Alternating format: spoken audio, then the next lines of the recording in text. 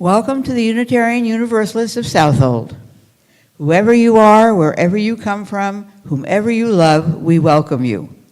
Today we are gathering on the traditional lands of the Ammonhansuck Nation. My name is Susan Johnson, and I am a member of the Worship Committee and also a member of the congregation. We are so glad to see you, whether you are visiting for the first time or come often. If you are not on our mailing or email list, please sign our guest book on the high desk, which is in the lobby as you enter. You will receive the free Spirit Monthly newsletter and hear about upcoming events. Please like us on our Facebook page and stream on our YouTube channel.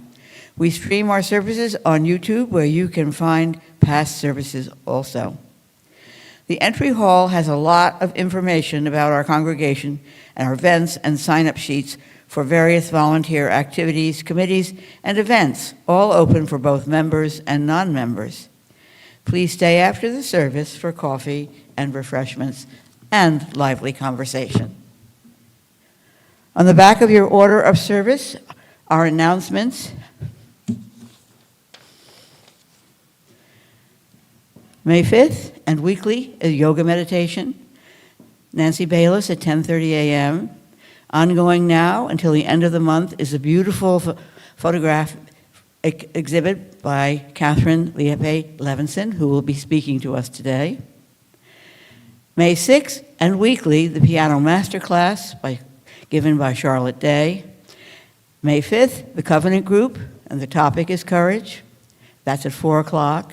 May 10th, the Sunday service, Holding On to Hope in Desperate Times. Pam Grenke, the director of Harley, which is a domestic abuse program on the South Fork. Her title will be Hope and Resilience.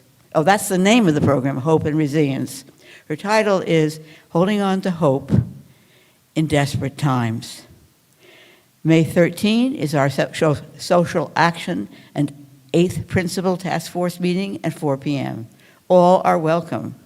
May 16th, an evening with David Roth, musician, Jamesport Meeting House. Also, I have put additional flyers on the table out back, because this is really a special concert, and there's a little bit of a bio about him on that flyer if you're interested in going to the concert.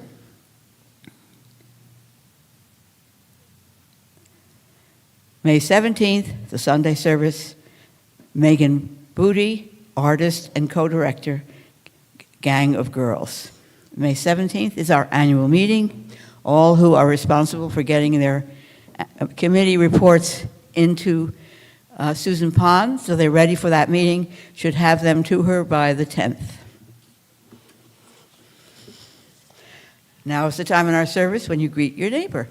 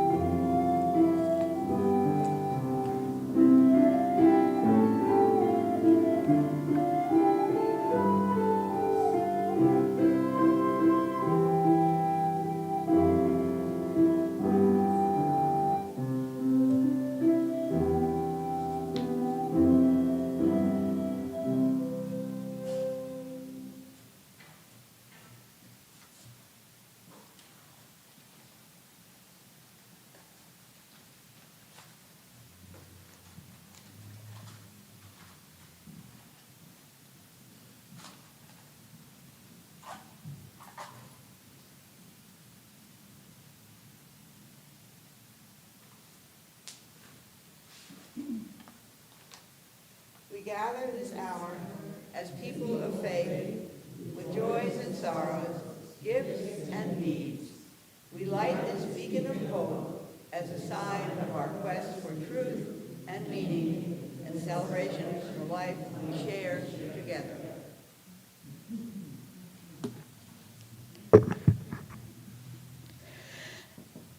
As the world shifts beneath us, we seek steadiness, the unwavering support of community, the principled guidance of wise teachings, the faithful turning of the seasons. We seek within ourselves and in one another a devotion to all that is true, all that is just, all that is beautiful. We gather here to reground ourselves and to reorient toward our heart's calling. Here we hold on to what is good, what we believe, and what we must do. With resolute and compassionate hearts, let us worship together.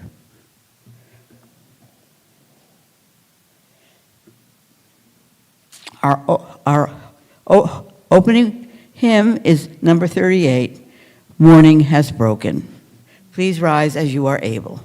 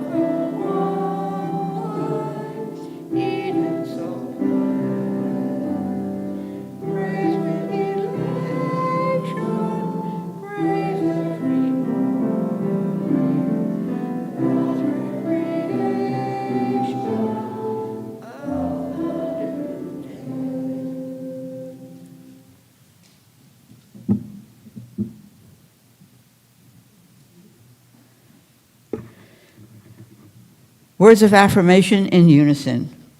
Love is the spirit of this congregation and service its law. This is our great covenant, to dwell together in peace, to seek the truth in love, and to help one another.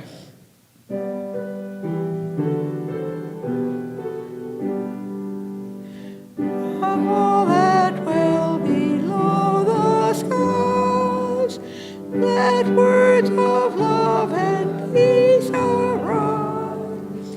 Let joyful songs of praise be sung through every land, by every tongue.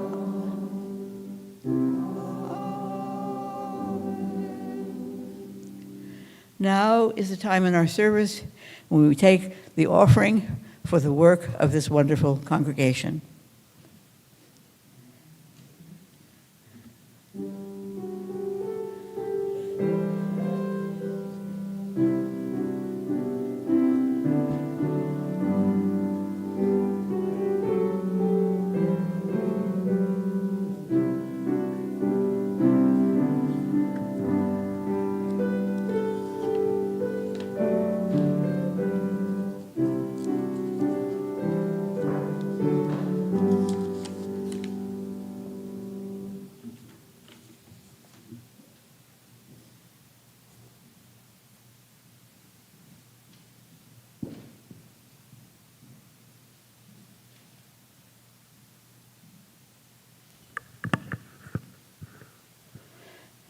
Now is the time in our service where we ask people to step forward to drop a stone of joy, concern, or sorrow. Is there anybody wishing to do this?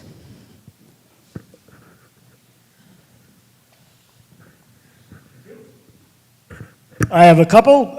First, with the art opening yesterday, I took a video and sent it to our owner's rep, Brian Davis, and our architect, Ray Calamari, neither of whom have been here when the building looks as nice as it did.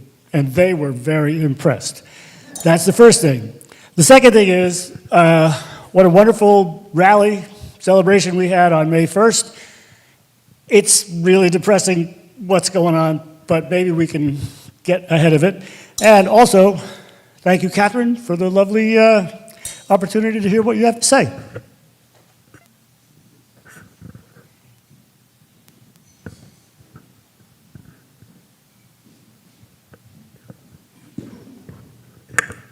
I just have to drop a stone for these beautiful azaleas that Seal brought. They're really gorgeous, and mine haven't gotten close to that, so thank you for sharing.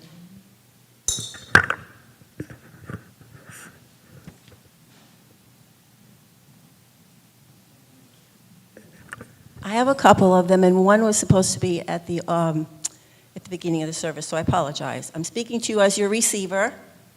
Just wanted to give you a quick update about where we are at our pledge. Our goal is $75,000. The pledges were requested to be in by the 10th of April. We don't have them all in. We have 41 pledging members. We've received from 23 thus far. And with that, we have received, where are we with the total here? $59,970. Not too bad. We've been in worse shape. And this is another little measure. You'll note that on your pledge card, and I know I'm speaking to the choir here because I see your faces and I know who you are. We have received from two of those pledging families $500 toward the renovation of the parsonage. I will mention this, that the pledge that we have in our budget that we put out as our goal is just the pledge for the year. And by the way, friends can pledge. We've had pledges come from friends for maybe just 1 year when they knew that we were in much need of putting this building up. So think about it, tell your friends. And I've noticed something, that while we were building the building, we had a lot more people who were pledging and pledging to the building fund. While we were pledging to change our blue house into the lovely cottage that it is now, we had fewer, but we still had a number. Thus far this year, we've only had 2 people who have pledged to the restoration of the parsonage. Don't know if that's saying anything, but I know that there's an awful lot to be said about what's going on with our economy also. And we're not the only ones that are hurting. So thinking about all the people that are going through not being able to feed families. I go to the grocery store and I say, how are the children being fed? And are the parents eating? So that's for that. And another one on what Mark had to say. Reverend Valerie was a dear supporter of the Social Action Committee. I do have to say that at times, sometimes I felt that she was quashing some of my zealousness, especially as it related to anything political. You know, we had to remain apart from that. Well, we have our little ways around that, but she was very strong and she was always very strict about that. So I would bite my tongue an awful lot. And it also impacted on our Social Action Committee. Now, we've done a pretty darn good job. I'm very proud of the work that this congregation has done. I think we're more of a social action congregation, and all of us are part of that, of the Social Action Committee, because every one of you in this room has played a part in what we do at some point or another.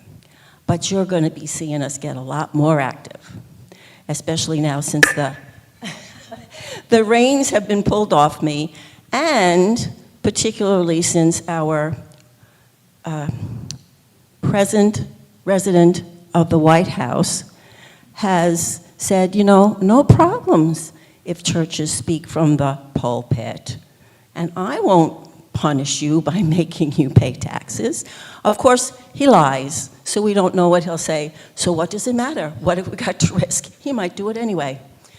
We've got a lot of work to do between now and November. And I hope, Carolyn, we're going to keep you pretty busy.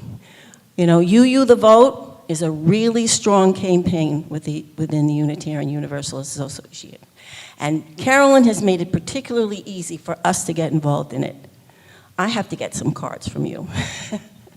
So if you can't come and stay after one of the Sundays when we're doing a round of postcard writing, see Carolyn. She's fabulous. She's got little packets ready for you with instructions. Thank you, Patty.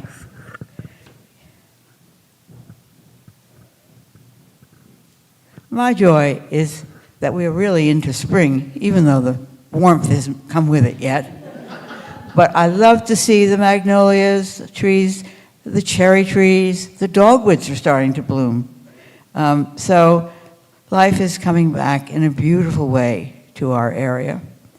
Let us think about that when we consider what this church means to us and how we want to support it.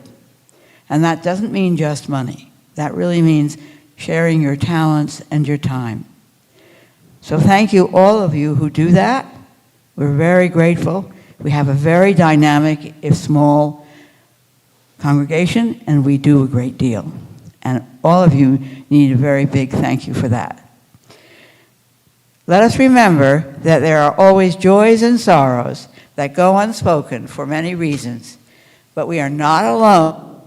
Hold one another in our hearts for spring and for all the joys and sorrows unspoken.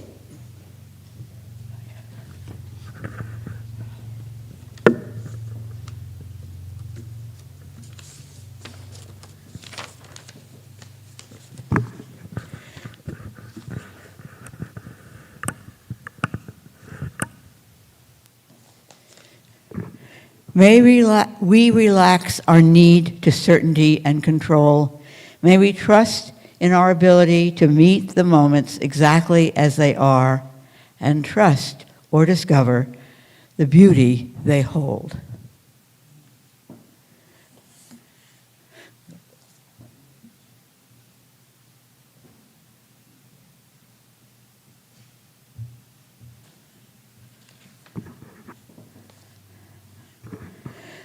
Let beauty in.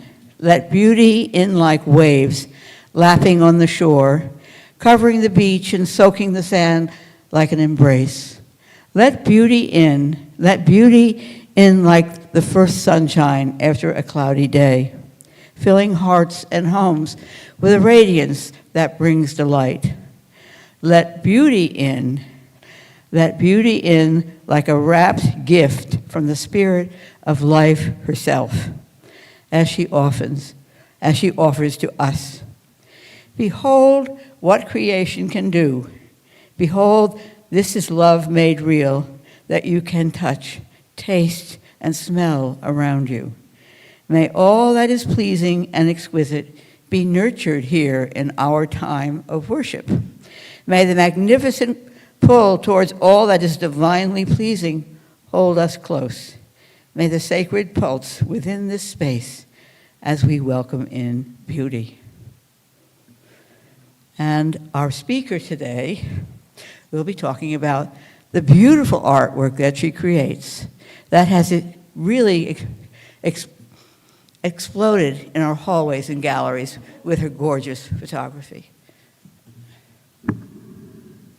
Katherine Liep-Levinson.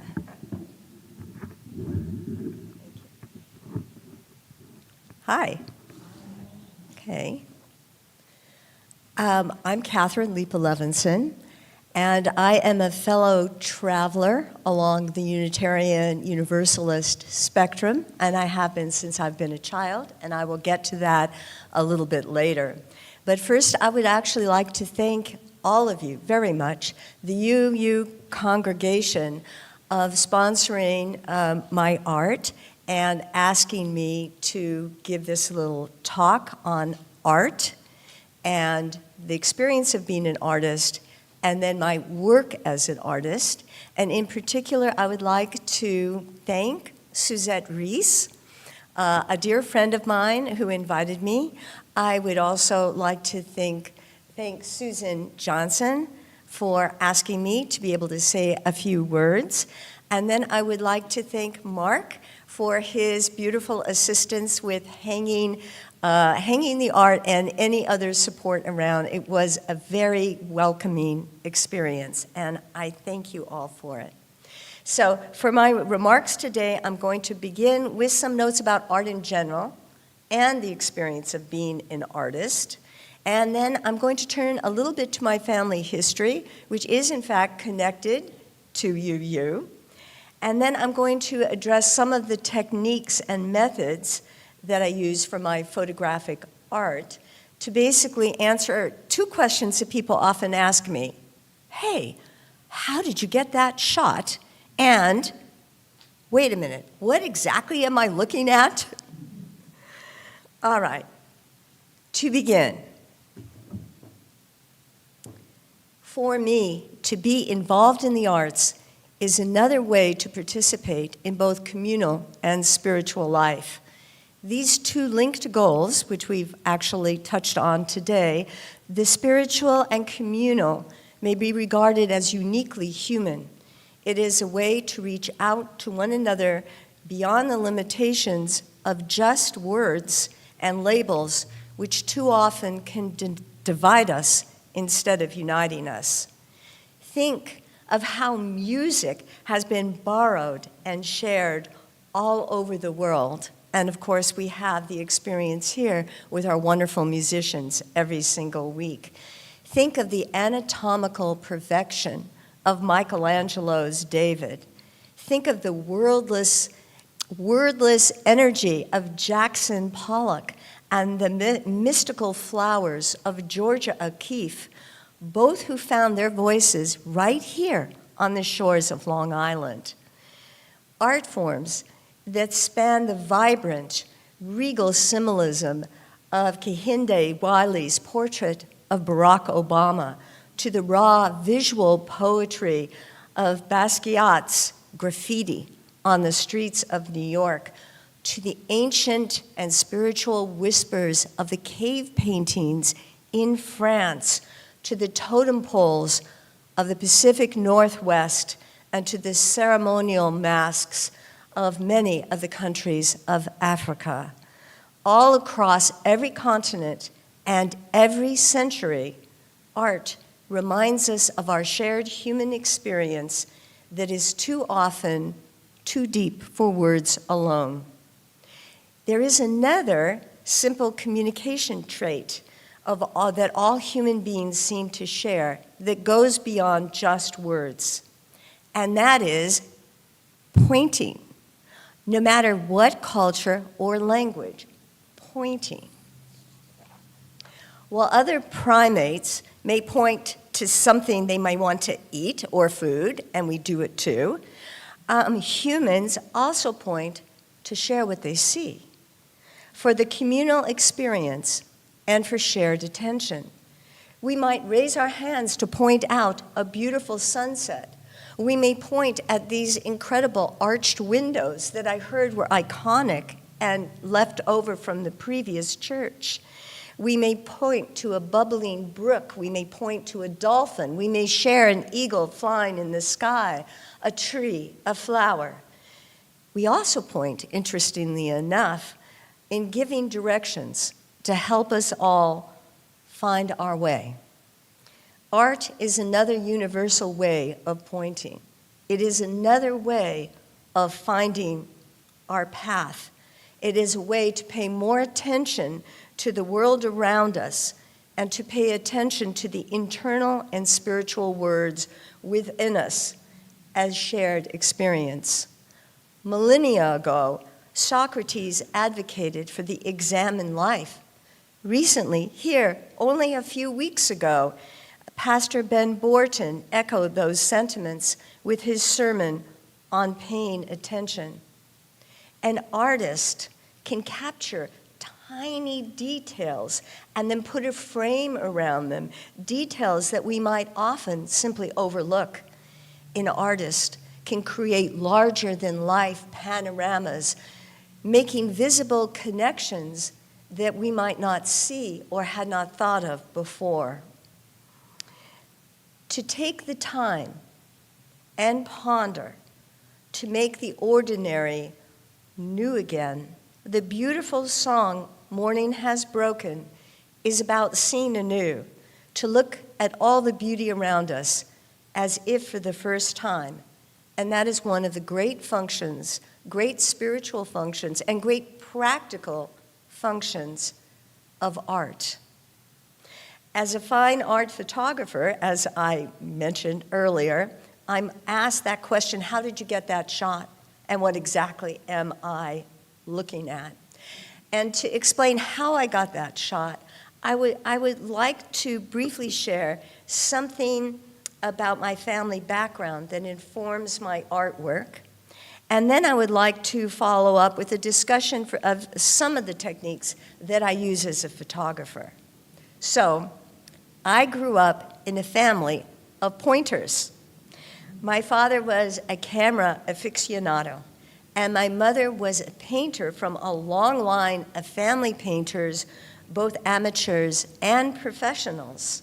Both my parents were European. Both came here during World War II, and they eventually settled in the state of Oregon, specifically because of the beautiful mountains and forests and coastlines. My parents were both hikers and nature lovers, gardeners, skiers, and swimmers. We lived in Portland, Oregon first, and we were members of the Unitarian Church at that time, before it became Unitarian and Universalist.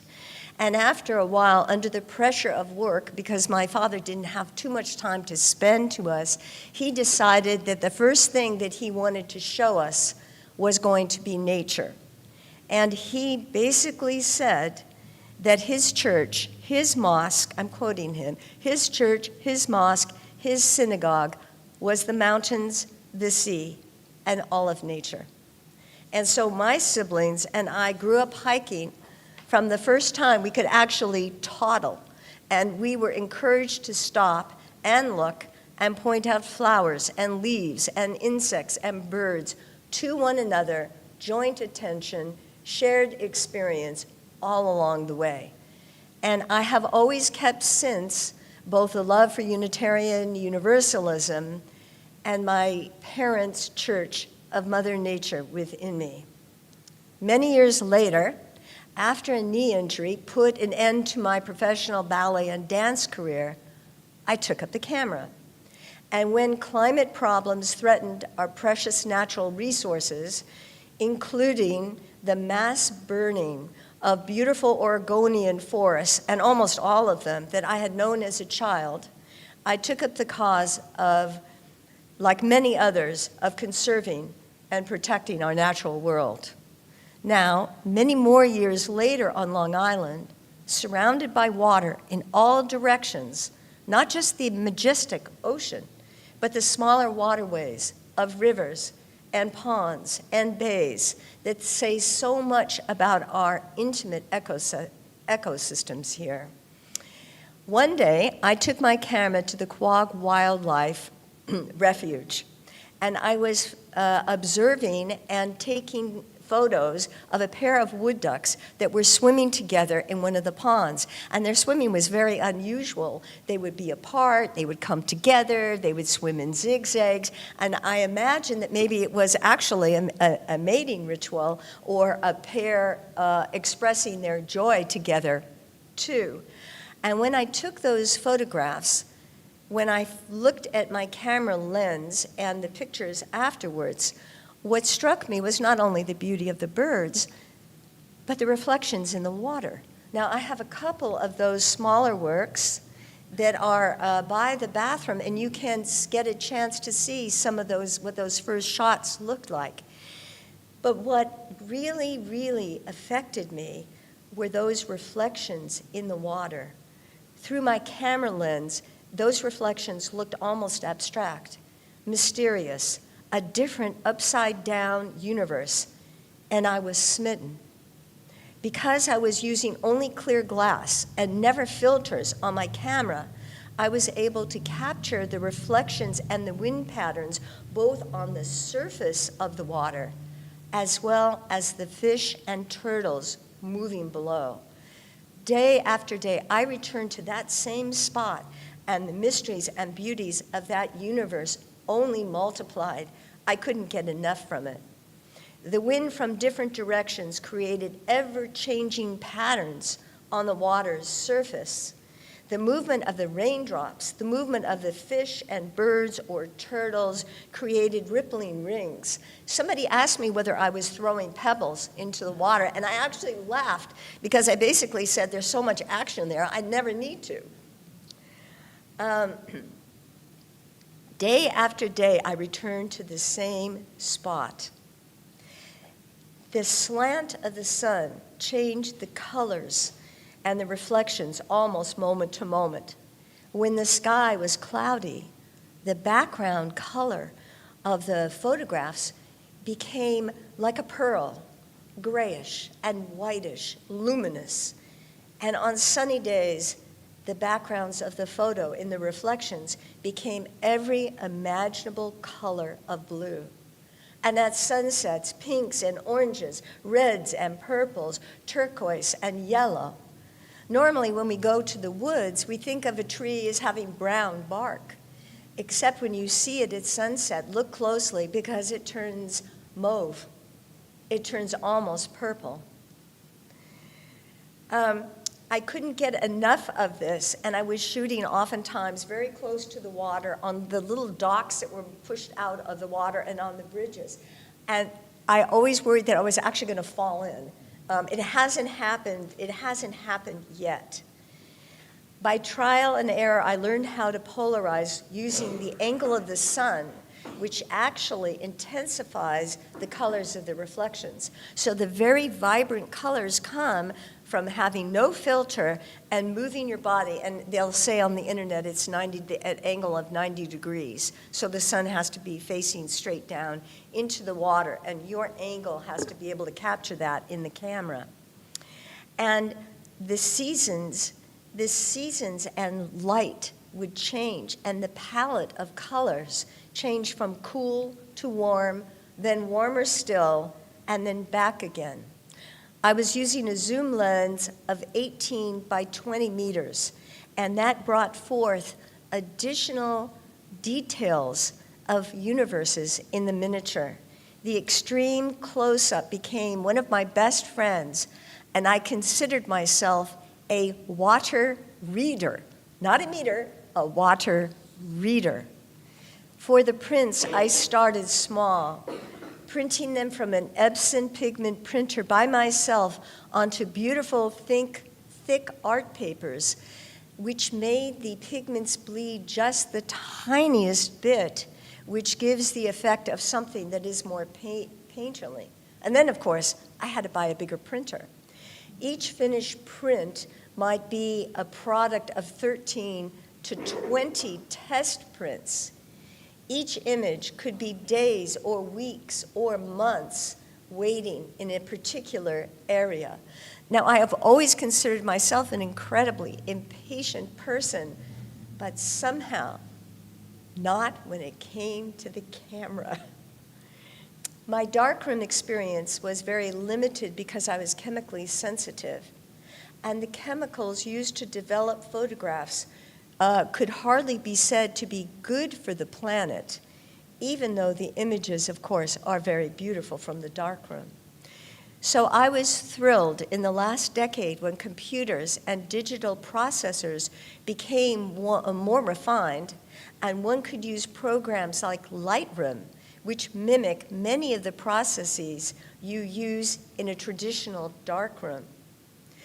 To change the perspective and see in greater detail, I began printing larger, and then I experimented with metals with materials like metals and fabrics, even acrylic glass, and these were all related to the materials used by photographers at the inception of the camera.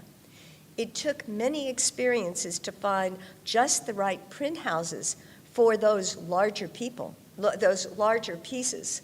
And I experimented with different sizes and shapes and how they changed and added to the experience of looking and pondering. All my images for the series that you see here, the Earth Water series, are shown, and they are single thoughts, single shots. They are not collages. They are not combined stacks of photos. They are one image at a time. And the patterns and the basic colors are natural from the wind and the sun and the reflections. And I emphasized all of those beauties that Mother Nature gave us by using the traditional darkroom techniques, but through digital photography with adjustments to color balance, contrast, burning, and dodging. And finally, I am often asked as a former professional dancer why I chose the still image instead of maybe the more obvious work or movement in video or film. I truly love video and film, but it does all the work for the audience. It dictates the rhythm. It shows you how fast or how slow you can see each image that passes by. In a still image, the movement belongs to the viewer. Like Socrates' examine life, a photograph invites you to slow down, to stay a while. It allows you to become the dancer within the frame, moving at your speed through the ripples in light. A still image gives you time to look. And as the great oceanographer Jacques Cousteau reminds us, we only protect the things we are really willing to see. Thank you.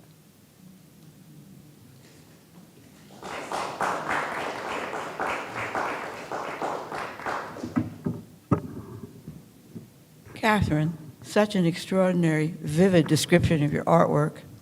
We are planning to have our hospitality in the small room, so you have a chance while you're enjoying our community to look at these amazing photos. And now that we have some understanding of what you did, they're even more amazing.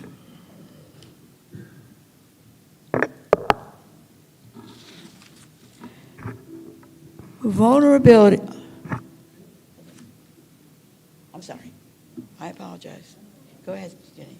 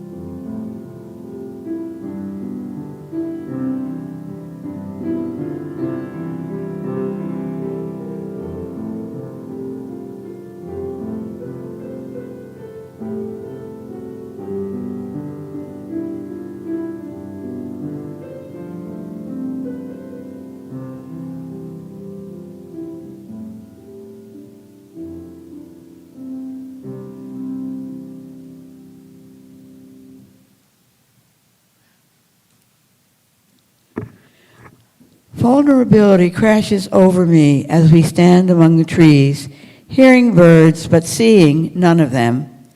I've chosen to lead something that I cannot control. I gaze at an osprey nest, realizing that I have planned this hike as if the birds were actors in a play. You can't cue the cardinals to come down. Just because I often see tree swallows in a spot doesn't mean they will be there. You cannot script nature. I quickly pivot my goals from see interesting birds to have a good time and enjoy each other's company. We wait in the woods, Merlin app running, hearing warblers but not seeing them. I put on a brave face, but then slowly we all start noticing. The yellow warblers, the red-headed woodpeckers, the tree swallows, Baltimore orioles. Thankfully, everyone seems to have a good time. The irony is not lost on me. In showing everyone a practice of letting go and being in the moment, I had to let go of my need for control and be in the moment. I did not need everything to be just so for it to be good.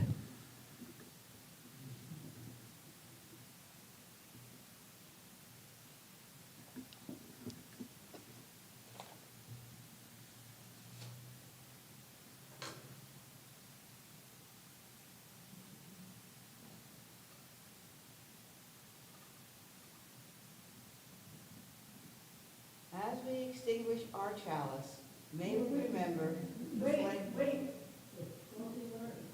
Closing hymn, closing words. I apologize. And the hymn, of course the hymn. Most of all, the hymn.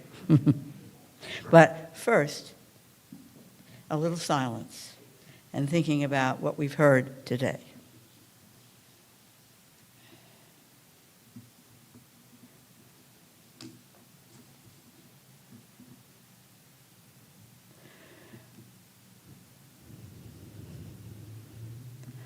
Our closing hymn is number 203, All Creatures of the Earth and Sky. We will sing verses 1 through 3. Please stand as you are able.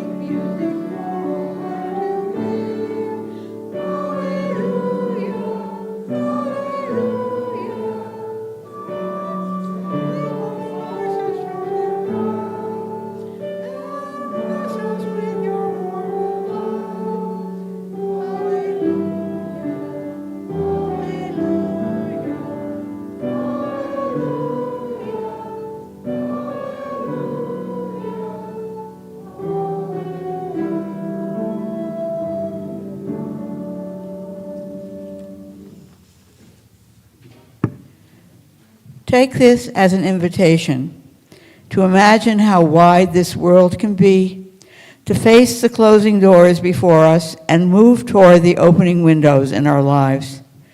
Take this as an invitation to remember a critical truth, that none of us have it all figured out, that we help one another grow and change. Take this as an invitation to cross thresholds of challenge, not on our own, not for ourselves alone, but side by side, spirits rising and expanding together. Let us go now to share our gifts and truths with each other and this world.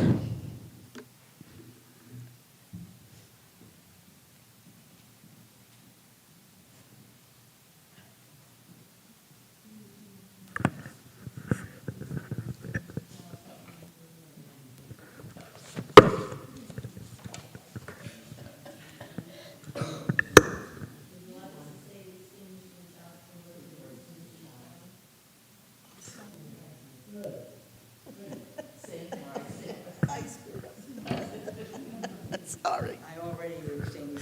Okay, sorry. Out of order.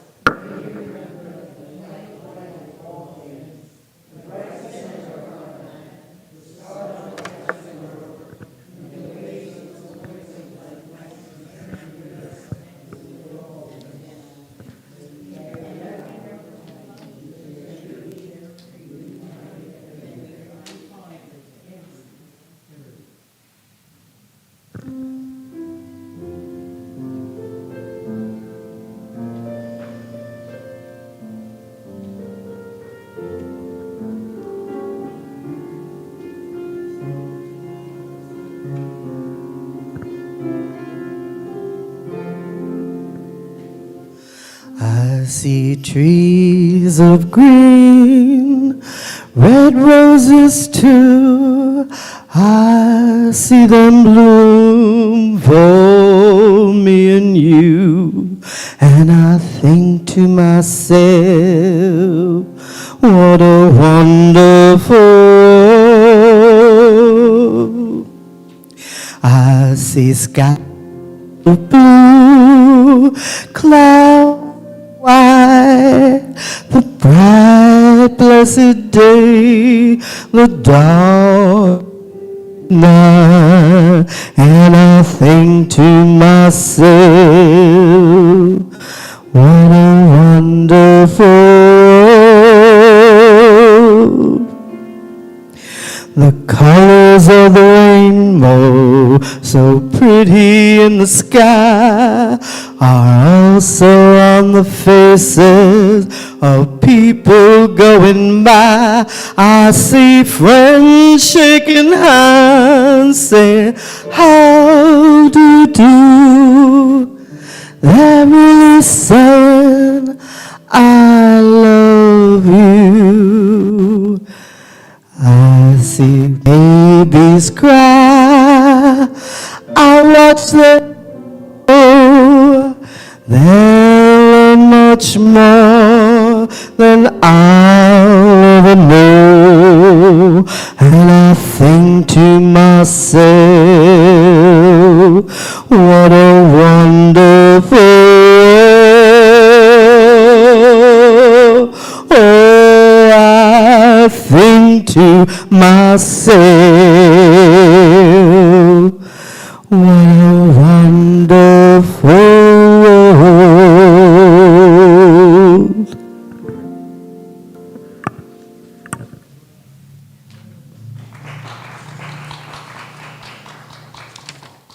So the hospitality is in the small program room. Please go and enjoy the food, the community, and the gorgeous artwork.